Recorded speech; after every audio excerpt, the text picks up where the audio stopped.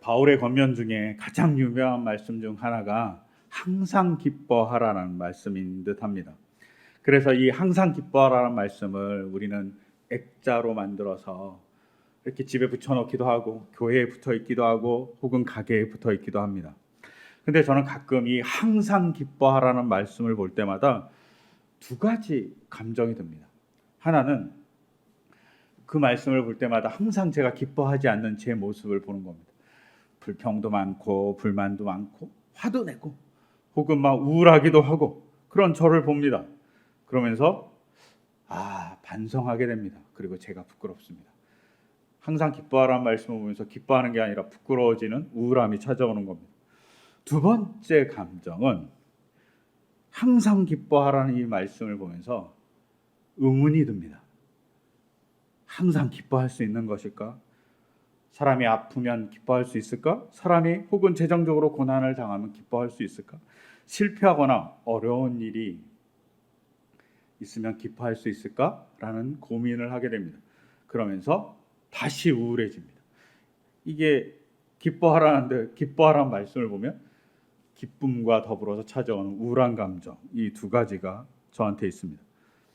그런데 이 항상 기뻐하라는 말을 바울이 한 번만 쓴 것이 아니라 오늘 읽었던 빌립보서, 그 다음에 고린도 전서, 고린도 후서, 데살로니가 전서, 여기서 분명하게 항상 기뻐하라는 말을 아주 강조해서 사용합니다. 더불어서 다른 서신들에서도 기뻐하라는 말을 바울이 대단히 많이 사용합니다.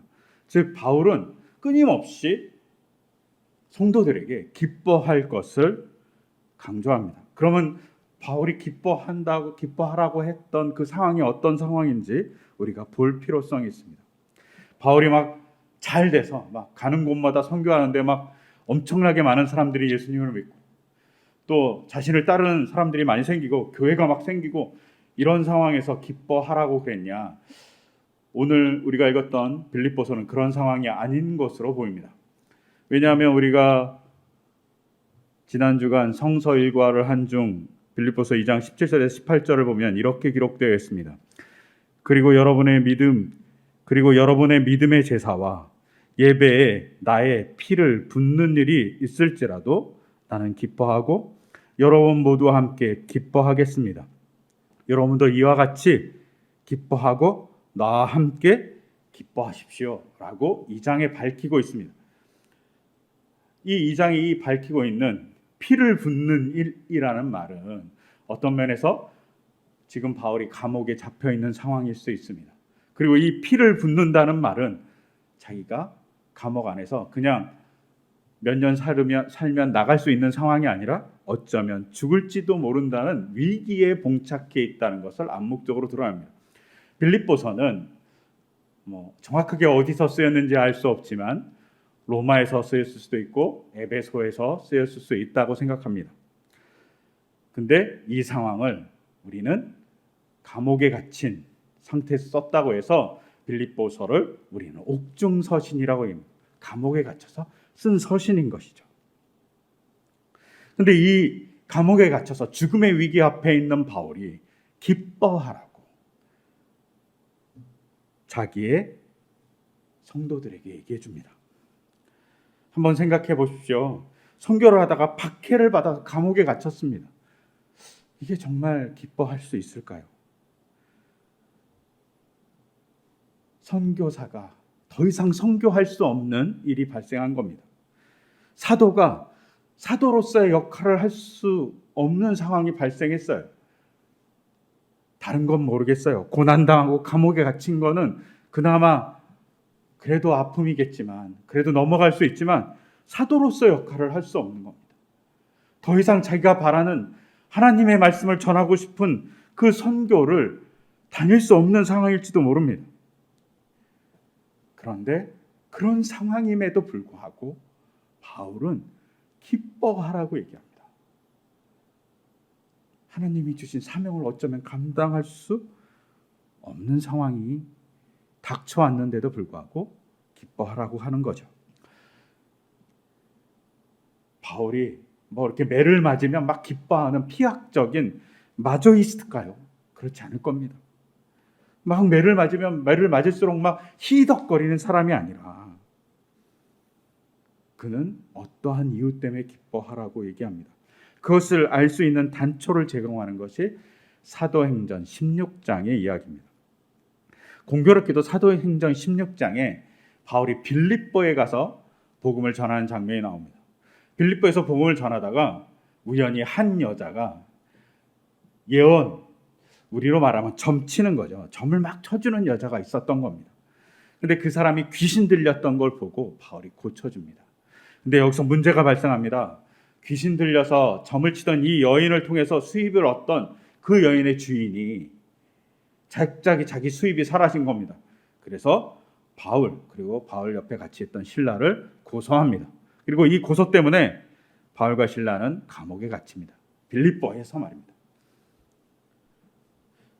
감옥에 갇혔던 이 바울과 신라는 정말 마음이 아팠겠죠. 우울했겠죠. 그런데 여기서 찬양과 기도를 했다고 사도행전 16장은 얘기합니다. 근데 이 찬양과 기도를 할 때 놀라운 일이 하나 발생합니다. 지진이 일어난 겁니다. 그리고 감옥문이 열렸습니다. 죄수들이 막 도망갔을 겁니다. 이 죄수들이 도망간 상황에 감옥을 지켰던 간수가 자기에게 책임을 물을 것 같으니까 자살하려 합니다. 그래서 칼로 자기를 찌르려고 할 때 바울이 소리칩니다. 그대는 스스로 몸을 해치지 마시오 라고 외칩니다. 그러자 이 간수가 사도들에게 묻습니다. 두 분 사도님, 내가 어떻게 해야 구원을 얻을 수 있습니까? 라고 묻습니다. 그리고 이 질문에 바울의 그 유명한 이야기가 나옵니다. 주 예수를 믿으시오. 그러면 그대와 그대의 집안이 구원을 얻을 것입니다. 라고 얘기합니다. 바울은 감옥이라는 곳이, 그리고 어쩌면 사도라는 생명을 끊어버릴 수 있는 그 공간이 하나님의 공간이 된다는 사실을 빌립보에서 체험합니다. 감옥이 자신을 가둘 수 있는 게 아니라 감옥이 자신의 사도적인 일을 하는 것을 멈추는 공간이 아니라 사도로서 일할 수 있는 공간으로 바꿔놓으시는 하나님을 보게 됩니다. 감옥에 대한 시각이 바뀐 거죠. 감옥이 가두는 곳이 아니라 복음을 전하는 공간이 될 수 있다는 것을. 감옥이 다른 사람과 만날 수 없는 공간이 아니라 간수를 만나고 복음을 전하는 공간이 된다고 얘기합니다. 그 속에서 바울은 주님의 역사를 봤을 거고, 그리고 그 주님의 역사 때문에 내가 어떠한 상황에도 항상 기뻐할 수 있다라고 얘기하는 겁니다. 원망과 불평하는 그 시기를 넘어서 항상 기뻐한다고. 근데 여기에 전제가 있습니다. 주님 안에서입니다. 바울이 주님 안에서 기도하고 찬양할 때 감옥은 사도로서 역할을 하는 공간으로 바뀌어버립니다. 그래서 항상 기뻐할 수 있습니다. 근데 그 전제, 주님 안에서입니다. 그리고 주님 안에서 항상 기뻐하는 자로서 살아가기 위해서 바울이 빌립보 사람들에게 권고를 하나 합니다. 그것이 오늘 읽었던 본문의 빌립보서 4장 6절에 나옵니다. 주님 안에서 기뻐하며 사는 자의 행동이 어떤 거였냐 하면 아무것도 염려하지 말고 모든 일을 오직 기도와 간구로 하라고 합니다. 아무것도 염려하지 말라고 얘기하는 겁니다. 이때 이 염려라는 헬라어가 메림나오입니다. 염려하다. 근데 이 메림나오라는 이 헬라어가 어디에 쓰이냐면 마태복음 6장 31절에도 나옵니다. 우리가 잘 아는 내용입니다. 어떤 것을 염려하냐에 대한 정의를 내리고 있습니다. 제가 읽어드리면 이렇습니다. 그러므로 무엇을 먹을까? 무엇을 마실까? 무엇을 입을까? 하고 걱정하지 말아라 할 때 이 걱정하다도 메림나오입니다. 근데 여기서 걱정하는 게 뭡니까? 먹을 거, 마실 거, 입을 거. 그냥 모든 기초적인 삶의 것입니다. 그런데 이런 거 걱정하지 말라고 얘기합니다. 여러분, 우리의 대부분이 이런 걱정 아닌가요? 무엇을 먹을까? 어떻게 먹고 살 거냐 걱정하지 않습니까? 무엇을 입을까? 이것은 우리 현대 사회로 바꾸면 우리가 어떤 옷을 입고 출근할까입니다. 즉, 내가 일할 곳이 있느냐에 대한 걱정을 우리는 항상 합니다. 옷을 입고 갈 직장에 있는 것을 간절히 바라지 않습니까? 그런 걱정 안 하고 살 수 없습니다. 그런데 성경은 그 걱정을 하지 말라고 얘기합니다. 염려하지 말고 이 모든 것을 기도와 간구로 하나님께 아뢰라고 얘기합니다. 제가 살다 보니 걱정을 안 할 수 없다는 사실을 알아가기 시작했습니다. 가장 크게 걱정을 하는 일이 언제입니까? 당장 수입이 끊어질 때입니다. 돈이 너무나도 없습니다. 그러면 당장 먹고 사는 게 걱정입니다. 당장 쌀을 사는 게 걱정이고요. 당장 반찬을 사는 게 걱정입니다. 6,000원 하는 통닭 하나 사는데 그 자리에서 벌벌 떠는 것이 돈이 없을 때의 걱정입니다. 또 거주할 공간이 없을 때 어떻게 합니까? 거주할 공간이 없을 때 집이 걱정입니다. 당장 내일 어디에 가서 쉬어야 될지, 이 많은 집에 있는 짐들을 어디로 옮겨야 될지 모를 때가 있습니다. 집이 없는 건 서럽고 그리고 아픔입니다. 아이가 있잖아요. 그러면 아이가 학교를 가야 되는데 집 주소를 적을 데가 없어요. 그러면 너무나도 미안하고 비참해집니다. 집을 보러 다니다 돈이 없잖아요. 그러면 점점 초라해집니다. 열악한 환경의 집을 보면 이곳에 아이가 살 수 있을까? 이런 생각을 하게 됩니다. 그냥 안타까움이 막 밀려옵니다. 미안하고 뭐하고 살았지? 라는 생각이 들 때가 있습니다. 또한 옷을 입는다는 것은 직장을 가는 일입니다. 근데 일할 곳이 없는 삶을 살아가는 사람들이 있습니다. 그때 어떻습니까? 자존감이 떨어집니다. 막 어떻게 할 수가 없어요. 자신의 가정과 사회에 자기가 대단히 쓸모없는 사람같이 느껴집니다. 미래가 없는 것 같은 그대의 삶이 걱정거리죠. 또 아픔은 어떻습니까? 내 몸이 아픈 것도 걱정이지만 아픈 것 때문에 수입이 없어짐에 더 걱정됩니다. 우리 가구는 어떻게 먹고 살아야 되는지, 우리 아이에게는 무엇을 해줄 수 있는지, 먹고 삶의 미래는 어떻게 만들어가야 되는지 걱정입니다. 이렇게 걱정하다 보면 우울해지죠. 그런데 성경은, 바울은 항상 기뻐하라고 얘기합니다. 정말 우리가 기뻐할 수 있을까요? 현대사회에서 더욱더 일자리도 사라지고 더욱더 아픔이 찾아오고 더욱더 코로나19와 같은 엄혹한 시절이 찾아오면 걱정이 날로 많아집니다. 그런데 이런 우리에게 항상 기뻐하라고 얘기합니다. 그리고 그 기뻐하는 자의 행동이 기도와 간구라고 얘기합니다. 여러분, 제가 이걸 보면서 많은 고민이 되더라고요.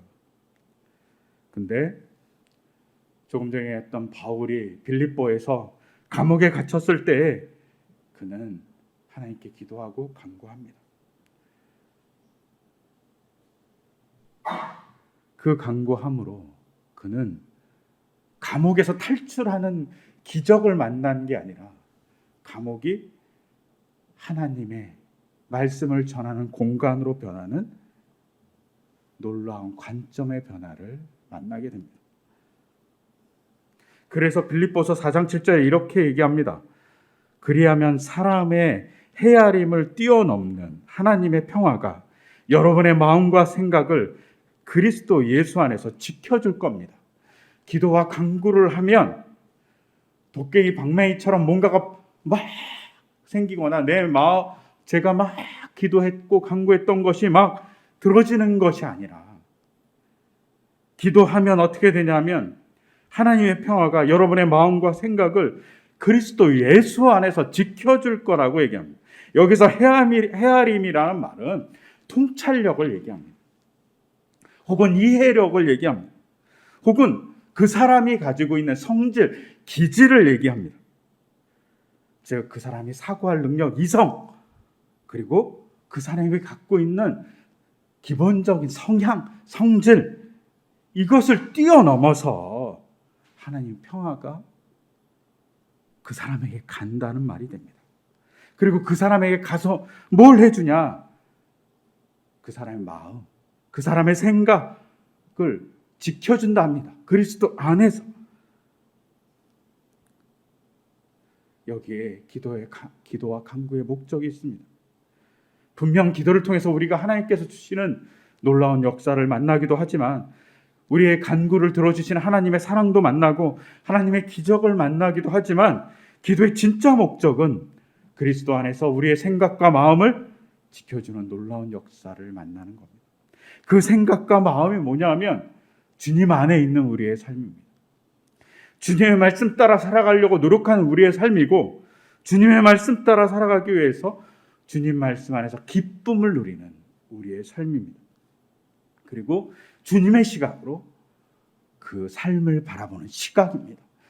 통찰력 그리고 내 성질입니다. 그것을 기쁨으로 혹은 주님의 생각으로 바꿔준다는 것입니다. 여기에 기도의 목적이 있습니다. 제가 그래도 선교나 수련회 이런 거 많이 가봤습니다. 그런데 선교나 수련회를 이렇게 진행하거나 그 다음에 그것을 위해서 기도를 막 할 때 처음에는 이렇게 기도했던 것 같아요. 좋은 날씨를 달라고. 근데 경험이 쌓이고 그리고 선교를 갔다 오고 수련회를 진행하다 보니 기도가 좋은 날씨를 달라는 기도를 하지 않게 됐습니다. 그 대신 제가 언제나 기도 제목을 적을 때 뭐라고 얘기하냐면 하나님이 역사하는 날씨를 보게 해달라고. 아니 날씨를 통해서 하나님을 보게 해달라고 언제나 기도하게 되었습니다. 그러다가 제가 어느 한 해에 2주 동안 연속해서 농촌에 선교를 간 적이 있었습니다. 먼저 간 곳은 전라남도에 있었던 곳입니다. 3박 4일 동안의 일정이었는데 그곳에서는 아이들이 있었습니다. 그래서 아이들이 있는 동안 항상 만난 날씨가 화창한 날씨였습니다. 너무나도 아이들과 즐겁게 놀고 또 그 동네 아이들과 더불어서 놀이동산도 놀러 갔습니다.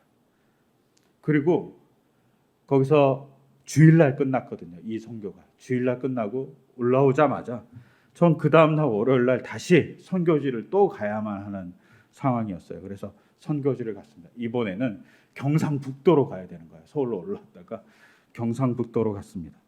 이 마을은 노인만 참 많이 계시는 곳이었습니다. 근데 제가 선교하면서 그렇게까지 내내 비가 온 적이 없었습니다. 정말 선교지에 도착해서 선교지에 떠날 때까지 비가 내내 오는 겁니다. 근데 그곳에서 한 일은 뭐냐면 미용 봉사였습니다. 비가 오니 어땠을까요? 농사일을 할 수 없으니 어르신들이 교회에 오셨습니다. 또 비가 오니 잘 다니지 못하니까 교회에 들어와서 영화 틀이 들으면 영화 보고 또 뭐 이야기하다 보면 이야기하고 그러면서 선교하러 갔던 성도들이 오선도선 마을 주민들과 얘기하면서 복음을 전하는 일이 발생했습니다. 만약 그 선교지에 날이 화창했다면 아마 이런 일을 못했을 겁니다. 그러면서 성도들이 두 개를 갔다 온 성도들이 이렇게 얘기했습니다. 화창한 날이 중요하지 않고 우리가 좋은 날이라고 얘기하는 날씨가 중요하지 않다는 걸 알았다고. 비가 오는 게 좋을 수도 있고 화창한 것이 좋을 수도 있고 하나님의 역사가 오묘하다고. 날씨를 바라보는 관점이 바뀐 거죠. 그러면서 선교를 할 때 언제나 우리는 하나님의 역사를 보는 날씨를 달라고. 그리고 그 역사를 통해서 하나님이 일하시는 것을 보고 고백할 수 있는 우리가 되게 해달라고 기도했습니다. 여러분, 이게 관점의 변화일 수도 있습니다. 하지만 저는 이 속에서 하나님과의 대화를 통해서 우리에게 찾아온 여러 가지 날씨가 우리에게 기쁨을 준다는 것이죠. 화창하면 화창한 대로, 비가 오면 비가 오는 대로 그 선교지의 역사는 놀라운 주님의 역사를 보게 되고, 그것 때문에 우리가 기뻐할 수 있게 되는 모습을 보게 되었습니다. 여러분, 기도는 분명 우리의 요구를 하나님께 얘기하는 겁니다. 그런데 하나님의 요구도 우리에게 얘기합니다. 그것을 들을 때 우리는 하나님의 뜻을 보게 되고, 우리 마음과 생각을 지켜주시는 하나님의 역사를 보게 됩니다. 바울은 감옥에서 기도했을 때 감옥의 선교지인 놀라운 역사를 하나님으로부터 듣습니다. 비가 오는 것이 하나님의 역사라는 것을 보게 하셨듯이, 화창한 것이 하나님의 역사인 것을 보게 하셨듯이, 보게 하시는 하나님이 있고 역사하시는 하나님을 보게 됩니다. 근데 이것을 보기 위해서 어떻게 해야 됩니까? 기도. 그 기도는 무엇입니까? 하나님과 대화. 그리고 하나님과의 대화는 뭡니까? 우리가 하나님 안에 있는 겁니다. 관계 안에 있는 겁니다. 관계 안에 있을 때 그 사람이 하나님 안에 있을 수 있습니다. 하나님과의 관계 안에 있을 때 말입니다. 여러분, 저희 아내와 같이 이렇게 한참 얘기하다가 어제 이런 얘기를 했습니다. 농촌에 가서 살면 욕심이 없어진다고. 왜요? 보는 관계가 줄어들고 자연이 주는 그 아름다움과 풍요로움이 우리에게 욕심을 사라지게 만든다고 합니다. 여러분, 어디에 속하냐가 내가 어떤 사람인지를 결정합니다. 우리가 항상 기뻐하려면 어떻게 해야 되냐면 주님 안에 있어야 됩니다. 주님과 같이 관계를 가져야지 우리가 항상 기뻐할 수 있습니다. 그러면 주님 안에 있는 게 뭘까요? 주님 안에 있는 것의 첫 번째는 주님의 사랑을 알아가는 겁니다. 주님 안에서 항상 기뻐할 수 있는 이유는 주님의 사랑, 그것을 경험하는 겁니다. 우리가 짝사랑하거나 너무나도 좋은 사람이 있었어요. 근데 그 사람과 사귀게 되면 어떻습니까? 너무나도 즐겁고 너무나도 행복합니다. 그리고 그 사람과 같이 걸어갈 때 손 잡는 것만큼 떨리는 일이 없습니다. 제가 정확하게 기억하지 못하지만 괴테가 이런 말을 한 적이 있습니다. 첫 입맞춤의 떨림보다 첫 손잡음의 떨림이 더 크다. 사랑하는 사람과 손 한 번 잡는 것, 괴테는 손키스라고 얘기했는데 손키스가 더 떨린다. 그 설렘이 심장을 떨리게 한다고 얘기합니다. 그런데 그렇게 사랑하는 자와 손잡고 걷는 것 때문에 사람은 즐겁습니다. 여러분, 사랑하는 사람과 만나러 갈 때 어떻습니까? 아침에 일어나서 샤워하는 것조차 즐겁습니다. 아침에 일어나서 샤워하고 머리를 정리하고 그리고 옷을 입는 것조차 기쁨으로 우리에게 다가옵니다. 그리고 가는 길도 즐겁습니다. 그래서 이렇게 사랑을 하는 사람이 직장에 가거나 혹은 학교에 갔을 때 사람들이 이렇게 물어봅니다. 너 무슨 기분 좋은 일 있니? 야, 너 뭔가 좋은 일 있나 보다. 이렇게 얘기합니다. 그래서 청년의 사랑은 감출 수 없다라는 얘기가 있습니다. 사랑하는 걸 감출 수 없는 거죠. 막 드러나는 것이죠. 그런데 누구랑 사랑하냐 하면 바로 주님과 같이 사랑한답니다. 그러니 주님 안에 그 사랑을 나누니 기뻐할 수밖에 없는 겁니다. 막 기쁨이 드러나는 것이죠. 또한 두 번째, 주님 안에서 항상 기뻐할 수 있는 이유는 그 사랑하는 주님이 우리를 위해서 물불을 가리지 않는다는 겁니다. 그 증거가 십자가입니다. 주님이 인간을 구원하기 위해서 인간이 되어서 십자가를 지셨습니다. 내가 너를 이렇게 사랑해 라고 얘기합니다. 우리가 어렸을 때 혹은 최근 드라마에서도 영화에서도 많이 나오죠. 막 딸이 잡혀가거나 아내가 남편 납치되거나 혹은 아는 사람이 납치되었을 때 어떡합니까? 막 물불을 가리지 않고 남편 된 사람을 막 구하러 갑니다. 그리고 구해냅니다. 그 물불을 가리지 않는, 그 모습보다 더한 물불을 가리지 않는 십자가가 우리에게 있습니다. 십자가는 우리를 구하기 위해서 물불을 가리지 않는 성삼위일체 하나님의 일하심을 보여줍니다. 어벤져스가 모여갖고 막 인류를 구하기 위해서 막 열심히 노력하는 그 모습을 우리는 영화를 통해서 봅니다. 그것보다 더한 사건이 십자가라고 얘기하는 겁니다. 그러니 우리가 믿는 마음으로 예수님을 바라볼 수 있습니다. 성삼위일체 하나님을 바라볼 수 있습니다. 더불어 우리가 주님 안에서 기뻐하는 것은 오늘 읽었던 마태복음 11장에서 같이 멍에를 맺으신다는 겁니다. 이때 이 멍에라는 거, 우리나라 같이 이렇게 소 한 마리의 멍에를 넣어서 밭을 가는 게 아니라 이스라엘 사람들이 갖고 있었던 멍에는 잘 아시는 대로 2마리 소가 멍에를 얹어서 밭을 갑니다. 나의 멍에를 매라는 건, 그래 내 멍에 네가 다 대신 매, 나는 가만히 있을게 라고 예수님이 얘기하는 게 아니라, 내가 너의 멍에를 혹은 내 멍에를 너와 같이 져줄게. 그러니 내 멍에는 쉽고 내 멍에는 편하다고 얘기하는 겁니다. 같이 맺은다. 그러니 우리가 기뻐하죠. 내가 슬퍼할 수 있는 그 삶의 무게의 멍에를, 배고픔의 멍에를, 아픔의 멍에를, 혹은 집 없음의 멍에를 같이 맺은다라고 얘기하는 겁니다. 그리고 오늘 우리가 읽었던 빌립보서에서도 바울은 그런 멍에를 지는 자라는 의미로 사람들을 부릅니다. 오늘 읽었던 빌립보서 4장 3절에 자신이 자기의 교인들 혹은 사람들을 향해서 뭐라고 얘기하냐면 나의 진정한 동지여라고 부릅니다.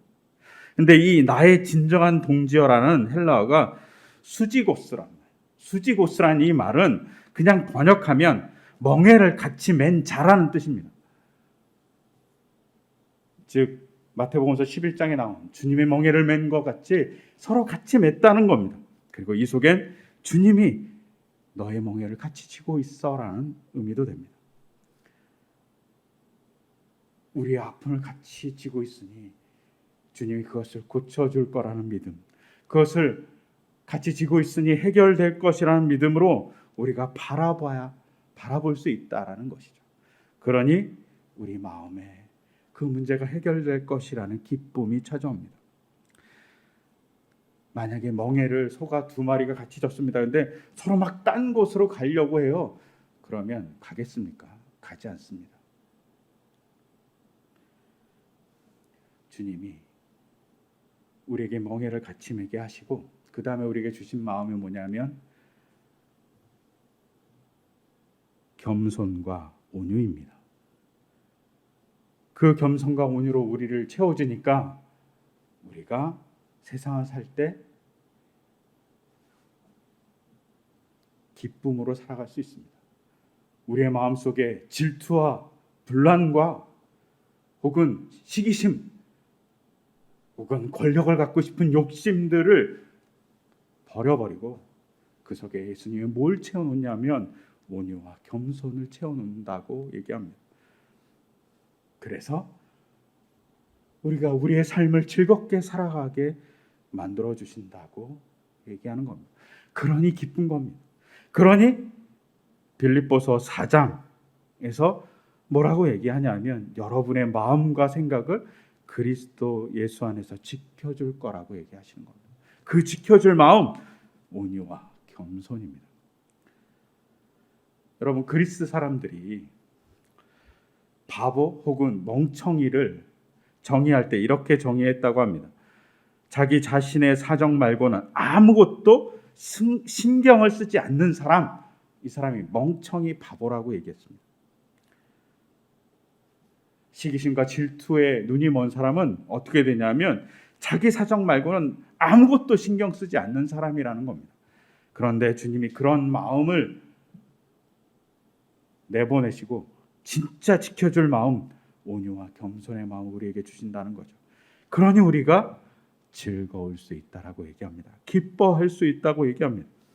그리고 그 기뻐하는 인간을 피조물로 부른 게 아니라 하나님이 친구로 부르십니다. 제가 지난번에 얘기했죠. 그 친구라고 부르는 그 단어가 사랑하는 자라고, 나의 벗 아브라함이라고 얘기하는 그 단어가 그래 그냥 친구, 벗 이렇게 얘기하는 것이 아니라 사랑하는 자라고, 오헤드라는 히브리어라고 말씀드렸습니다. 그것 같이 우리를 사랑한다고 얘기하는 겁니다. 사랑하는 친구라고 얘기하는 것. 그러니 그 믿음 안에서 우리가 살아갈 때 우리는 기뻐할 수 있습니다. 여러분, 우리가 염려와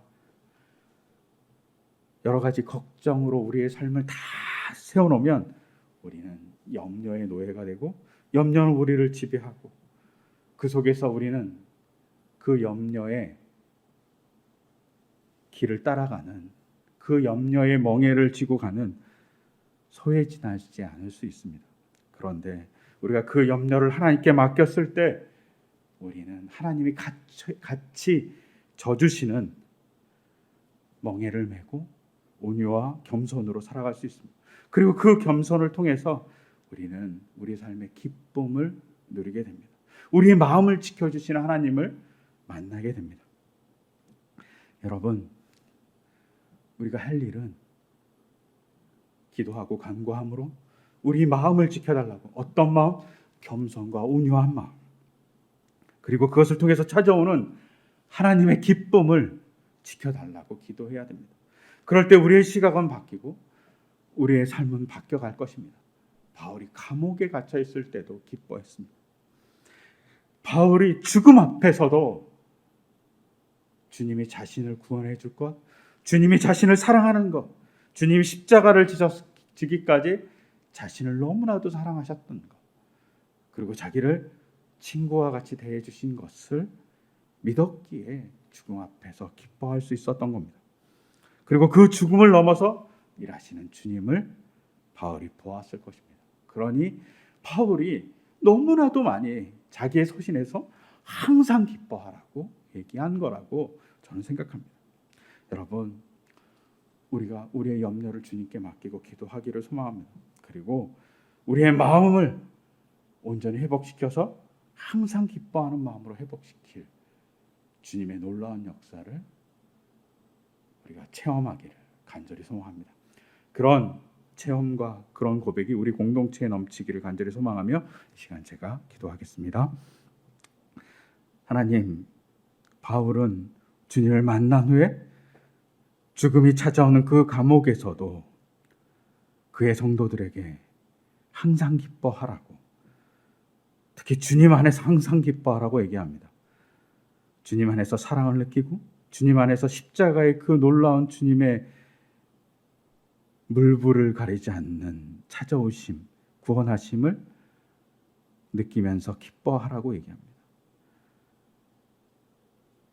또한 주님이 그 고난스러운 멍에를 같이 매주시는 그 기쁨을 누리라고 얘기합니다. 또한 인간을 피조물이 아닌 친구로 부르시는 주님의 그 사랑의 기쁨을 만나라고 얘기합니다. 바울이 그렇게 자기 삶을 바쳐서 선교했음에도 불구하고 감옥에 있지만, 그러나 그는 감옥이 아닌 주님의 자리고 주님의 만남이고 주님의 선교지임을 보았습니다. 그러기에 기뻐하라고 얘기했던 바울과 같이 우리도 기쁨으로 하루하루 살아가기를 소망합니다. 우리의 우울한 마음이 주님이 잡아주셔서 밝은 마음으로 한 걸음 한 걸음 내딛도록 인도하여 주시옵소서. 이 모든 것 주 예수 그리스도의 이름으로 기도드립니다. 아멘.